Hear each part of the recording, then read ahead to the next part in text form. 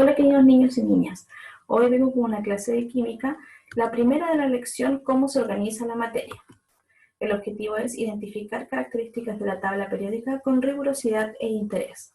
Soy la tía Karina y he preparado este video para ustedes el octavo año básico. En primer lugar, recordar nuestras sugerencias de trabajo. Mantener una rutina equilibrada en casa, sueño, juego, alimentación, estudio y descanso.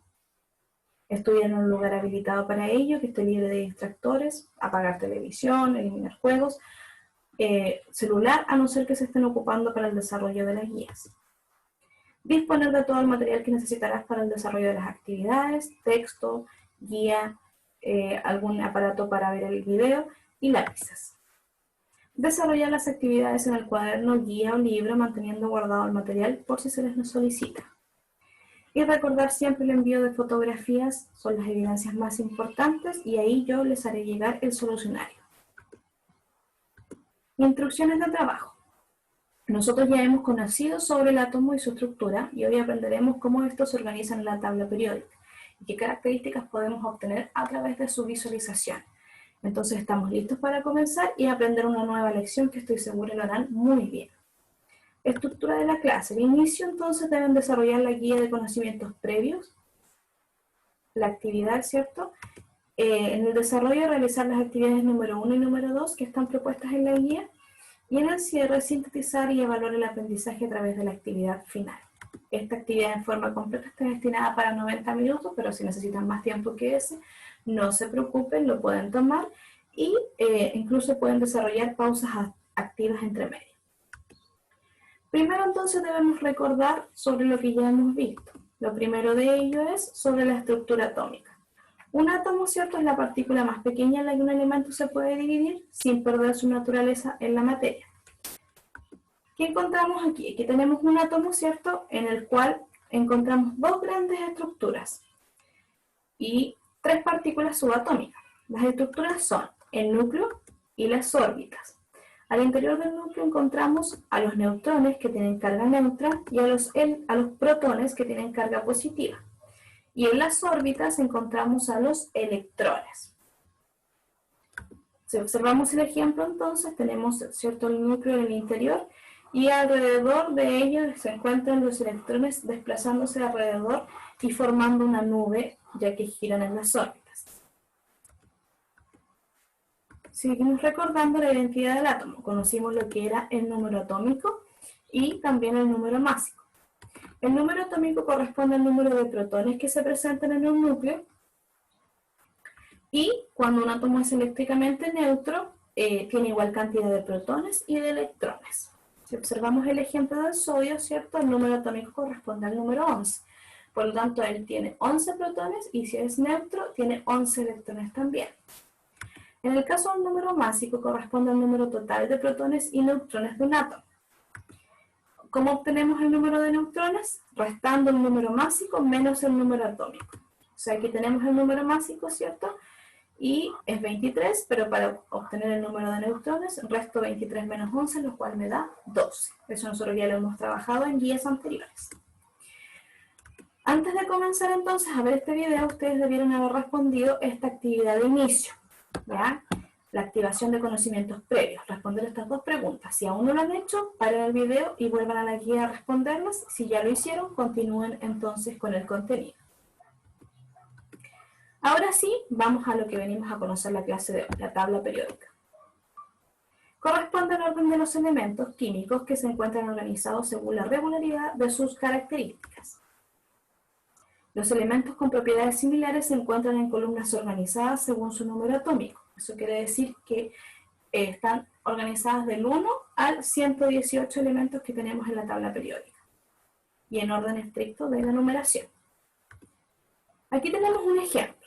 Y debemos encontrar qué cosas y qué características nos entrega este ejemplo. El primero de ellos es el valor del número atómico. ¿Ya? Este elemento entonces tiene 8 protones y 8 electrones. Luego encontramos su símbolo, que está compuesta por 1 o 2 letras.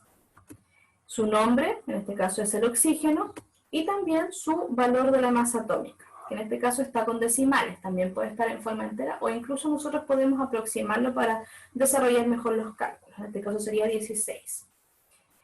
¿Qué otros dos aspectos importantes nos entrega? El color del recuadro. ¿Ya? Esto nos va a indicar la categoría del elemento. Eso quiere decir si es metal, no metal, metaloide o gas noble. Y además, el color del símbolo nos entrega el estado físico del elemento. Eso quiere decir si es sólido, líquido, gaseoso o desconocido. Y eso lo vamos a ver ahora en las siguientes diapositivas. Aquí tenemos la tabla periódica en la que nosotros nos vamos a basar, que es la de su libro, que se encuentra en las páginas 166 y 167. ¿Qué podemos conocer de ella? Primero, los periodos, que son todas estas filas horizontales que se enumeran desde el 1 al 7. Los grupos, que son las columnas verticales, ¿cierto? Que se enumeran desde el 1 al 18. Los elementos del mismo grupo poseen propiedades químicas y físicas que son similares, por algo están organizados de esta manera. También encontramos los lantánidos y los actínidos, que se encuentran fuera de la tabla periódica para ahorrar espacio y facilitar la lectura de la tabla. Y aquí tenemos la simbología de lo que yo les explicaba, que era la categoría y el estado. Ya tenemos metales, que son los que están en un tono amarillo, los metaloides que están en morado, los no metales que están en verde y los gases nobles que están en celeste. También los estados en que se puede encontrar cada elemento. Si están en negro, corresponden a estado sólido. Si sus letras están en celeste, corresponden a estado líquido. Si sus letras están en blanco, corresponden a estado gaseoso. Y si se encuentran en rosado, significa que su estado es desconocido. Para continuar entonces, vamos a conocer bien la división de la tabla periódica en metales, metaloides, no metales y gases nobles, de los cuales encontraremos ahora entonces sus características. Metales. Corresponden, ¿cierto?, a la mayoría de los elementos químicos de la tabla, ¿cierto? La mayor parte de la tabla son metales. La mayoría son sólidos y presentan un brillo muy particular. Son dúctiles, significa que cambian su forma a través de la presión. Maleables, que también se refiere a la deformación, pero que en este caso se obtienen hilos y láminas de metal. Y son buenos conductores de electricidad y de calor. Se subdividen en metales alcalinos, metales de transición, lantánidos y actínidos. Y tenemos aquí tres ejemplos de metales: el aluminio, el estaño y el plomo, que se encuentran principalmente en este sector de la tabla periódica. Continuando entonces con los metales y su subdivisión, tenemos los metales alcalinos, que se encuentran en el grupo 1 y grupo 2 de la tabla periódica. El grupo 1 corresponde a elementos que son muy reactivos, por lo cual en la naturaleza se encuentran como elementos combinados. Y el grupo 2, metales alcalino-térreos, que son menos reactivos que los alcalinos, pero más que la mayoría de los metales.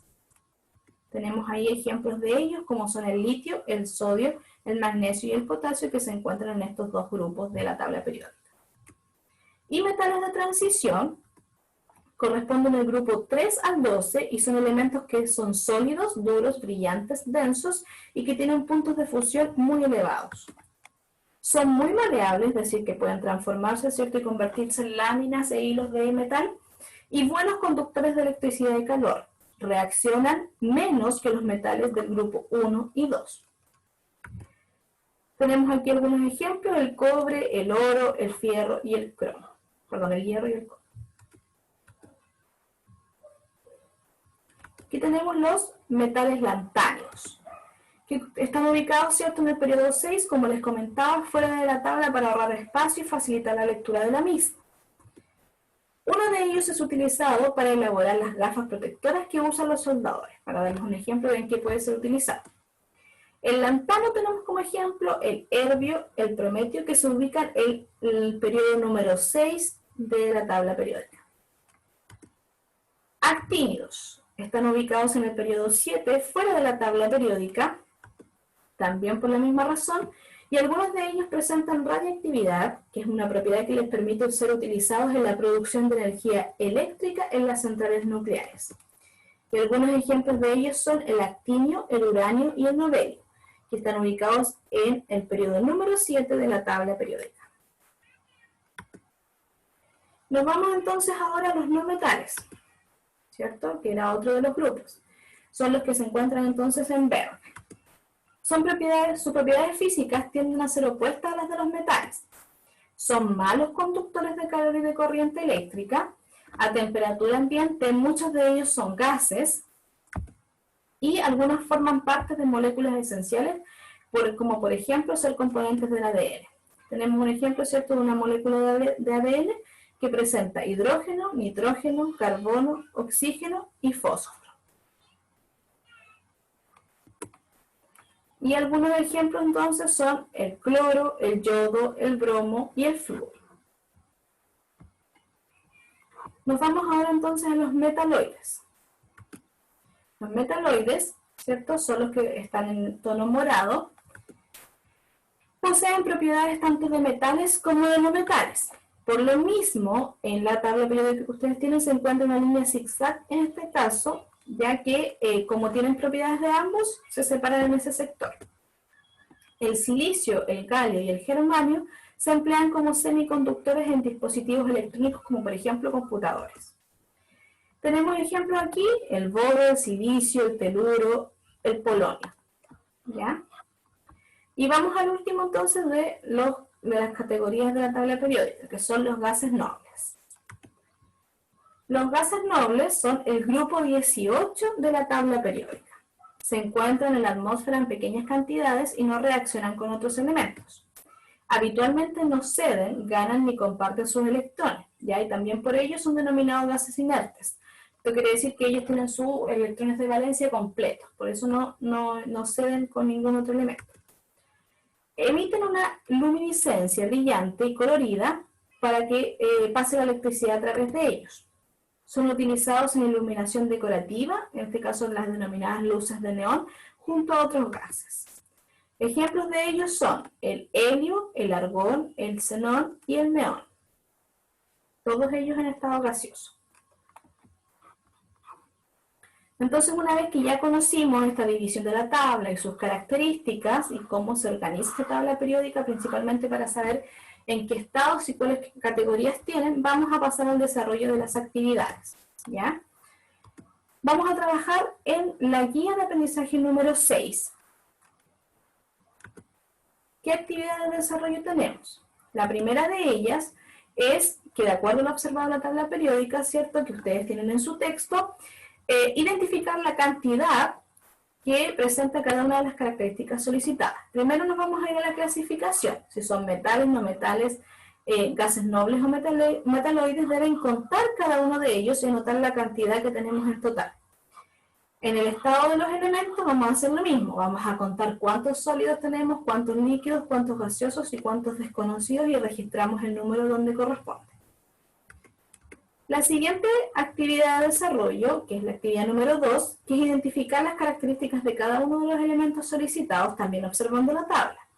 Yo les doy un símbolo. Ustedes deben buscar ese símbolo en la tabla periódica y escribir el nombre del elemento, el grupo, el periodo, el número atómico, el número másico, el estado físico, si es sólido, líquido, gaseoso o desconocido, y su clasificación, si es metal, no metal, gas noble o metaloide. En caso de que quieran, pueden colocar si es un metal de transición, si es un metal lantáneo, etc. Ya ustedes lo pueden agregar, pero como complemento. Toda esta información la van a encontrar visualizando la tabla periódica de la página 166 y 167 del libro. Les pido que utilicen esas porque hay algunas tablas periódicas que varían, ¿ya? Entonces, por lo tanto, trabajemos con las que tenemos todos en nuestro libro. Una vez que ya han terminado la actividad de desarrollo, nos vamos a la última, que es la actividad de cierre, que consiste en sintetizar y evaluar el aprendizaje, respondiendo 3 preguntas. La número 1, ¿qué subgrupos se encuentran dentro de los metales? La número 2, ¿te costó comprender la organización de la tabla periódica? ¿Cómo pueden mejorar en caso de que les haya costado? Y la número 3, ¿qué alternativa refleja mi aprendizaje de este tema? Ya marca la alternativa que ustedes estimen conveniente. Para mayor aprendizaje y prepararnos para la próxima clase, ¿cierto?, leer las páginas 164 a las 177. Como van a utilizar la tabla periódica, ¿cierto?, pueden ir revisando ahí la información que ustedes tienen. Entonces, ahora que yo les expliqué el contenido, es el turno de ustedes de desarrollar las actividades de la guía número 6 y así ejercitar sobre la tabla periódica. Si no entienden algo de la guía, vuelven a revisar el video, ¿cierto? Me pueden mandar un correo o un WhatsApp haciendo todas las consultas necesarias. Espero que se encuentren muy bien y nos encontramos en un nuevo video de la asignatura de Ciencias Naturales.